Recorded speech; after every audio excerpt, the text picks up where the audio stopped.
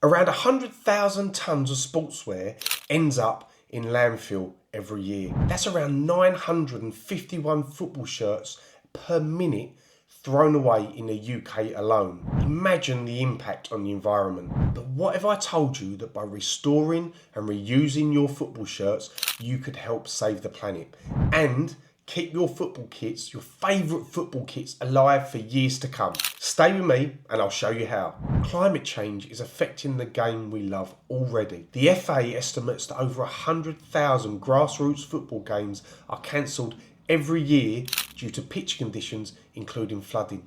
And it doesn't stop there. The fashion industry, including sportswear, is also a major contributor. An estimated 100,000 tonnes of sportswear ends up in UK landfills every year, releasing harmful methane gases. Just keeping your kit in play for 9 more months instead of buying a new one could reduce your carbon, water and waste footprint by up to 30%. That's a simple change with a massive impact. By mending and restoring football shirts, you're contributing to 5 key environmental benefits. 1.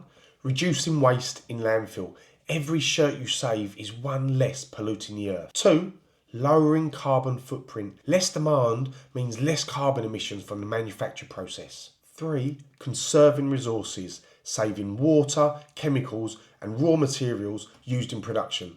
4. Promoting a circular economy, extending the life in products to reduce consumption. And lastly, 5. Fostering creativity and connection. Each restored shirt becomes a unique part of your story. And let's not forget, restoring football kits isn't just eco-friendly, it's also budget-friendly. I'm supporting Green Football's fantastic Great Save campaign.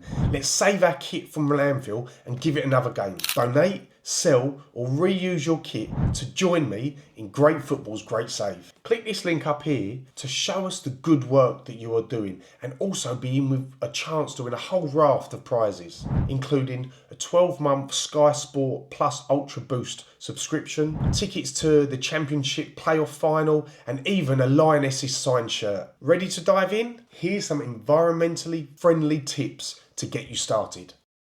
First tip is to, where possible, use eco-friendly products like white wine vinegar, baking soda, what else is there? Castile soap. There's a whole raft of eco-friendly products, so let's dive a little bit more into each of them. The first one is this, Castile soap. It's a versatile natural cleaner that's perfect for removing things like blood, grease, oil, various stains. It can even get rid of lipstick. So give it a go, it's a fantastic option. The second item is baking soda. Now, this isn't actually creamy lasagna sauce. I have reused the pot because it's good to reuse pots. But in here, this white powder is baking soda. Now, this is perfect for a number of things. I mean, you've got odour removal, perfect for sweaty shirts.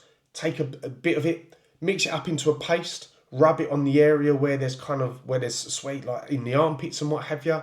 Give it a wash afterwards, golden. It's also good for stain lifting, things like grease or sweat or deodorant. Again, I'm putting to the armpits a fair bit here. All you do, sprinkle a bit on the stain, give it a gentle brush, leave it 15 minutes or so, bung it in the wash, and once again, you're sorted. It also acts as a good natural kind of brightener for colours and for whites, and as well acts as a mild and safe abrasive for your delicates. All you got to do, sprinkle a little bit in the washing machine, add your detergent as normal, pull it in the wash and admire the results when it comes out. The next natural wonder product is this, white wine vinegar. I mean, you can get, I think I bought 2 of these, what's this, 5 litres?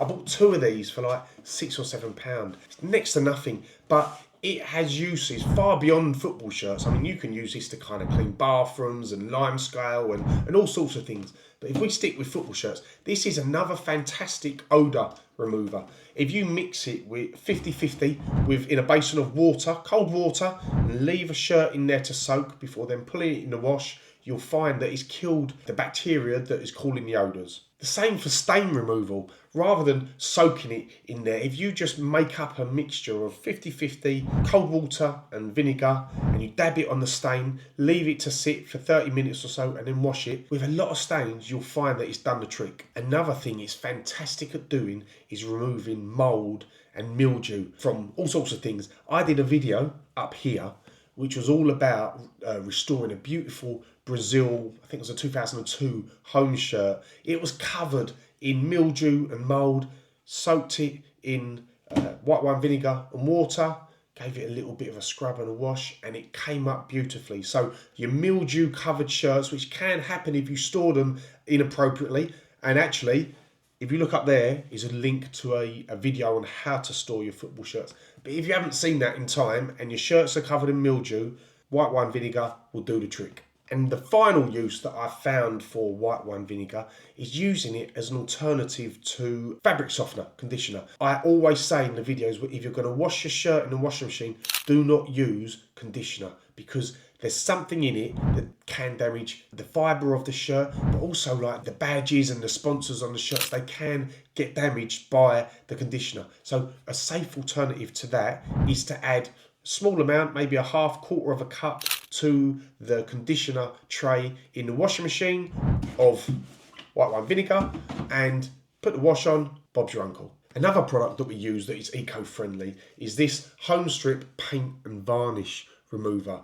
It's solvent and alkali free, and we use this to get paint stains, certain types of paint stains, out of football shirts. So there are other paint strippers available, other eco-friendly ones, but this is one that we use and we recommend it. And our final product kind of recommendation is this gum off it. We use this for getting things like super glue out of shirts. It works well on wax and on grease as well, but we've done a video up here where we had a beautiful match worn Scotland shirt that had been mounted in a wall mount but had super glued a photo of the guy. It might have been Alex McLeish, someone wearing it, had an actual photo of him wearing it super glued onto the shirt. So we got rid of the residue by using this water-based gum off it. So there's a link to this in the description as well, and there's the solution World of Clean do some fantastic products, and if you use the code WeFixKits15 you'll get 15% discount off it. Like I say, I'll put a link to this in the description, but this is perfect for an eco-friendly approach to removing superglue from shirts. The next tip is to, where possible, hand wash your shirts. I know I've talked about putting things in a washing machine. That is there as an option. But if you're just washing a single shirt, why not just give it a hand wash? You could use some of the Castile soap that we've talked about, or some other kind of gentle detergents. Use warm water so you don't damage your hands or anything else. Put the shirt in, give it a little massage about with your hands, and it normally does a very good job. And one of the benefits of hand washing your shirts is it means you can keep an eye on some of the more delicate portions of the shirt, like the sponsor or the badge or the name set. I mean, I think we've all probably been affected by damaged name set or sponsor, having taken a shirt out of the wash that's probably been a little bit overzealous with it. So there you go, make use of hand washing as an option. But if you don't want to do that and you're going to use a washing machine, then here is a fantastic product called the Guppy Friend washing bag. Now, in all of my videos, when I talk about making use of the washing machine, I always say to use a laundry bag. Laundry bags protect the shirt from other items in the wash. Ideally, you wouldn't have any other items in there, but if you do, it protects them from that, and it also stops the shirt from getting damaged on the inside of the washing machine drum. But what can happen with football shirts is, as the abrasion of the washing can release microfibers into the sewage system, and we've all seen the damage that they do to wildlife and the sea life and what have you. So what you can do with the Guppy Friend washing bag, I'm not getting sponsored by Guppy Friend, by the way, it's just a fantastic bag that it's a microfiber filter as well as a washing bag. So what you'll see, if you wash your shirt in it, you take the shirt out, and in the corners of the bag will be a little residue of microfibers that would have been released into the sewage system, but instead have been saved by the Guppy bag. So there are our first 2 tips, but stay to the end so you can see our next 3. The next tip is to mend holes and fix damaged artifacts on shirts, whether it's name sets or sponsors. I mean, instead of discarding those shirts that would have otherwise been thrown away, just try and mend them. It's quite a therapeutic thing to do, to take something that's damaged, learn how to mend it, teach yourself, watch our videos, learn how to mend it, and have something at the end that is a mended shirt. If you look up there, there is a link to our video that shows you how to mend holes. And in it, we use a powder glue, which is fine. You only use a small amount of it. But what I've found since then is something called Aleene's Fabric Fusion, which is an eco-friendly fabric glue that is really good at keeping, reattaching certain elements back to shirts. So look out for that if you're trying to patch up a hole, or if you're attaching something that's a bit thicker. For things like vinyl sponsors or name sets where it's just peeling off, I did a video on YouTube. It's around tips, low cost tips, and one of them is to make use of your iron, a sheet of silicone paper or Teflon sheet over the top of the vinyl name set or number. Use the iron to press it down and it will reattach back to the shirt. How hard wearing it is, how long it lasts, remain to be seen. So it might be that you have to replace that at some point in the future, but certainly for a small portion of any vinyl, you can use the iron and silicone paper trick and it will reattach nicely. Our next tip is to reuse donor material from shirts that are kind of past being able to be saved.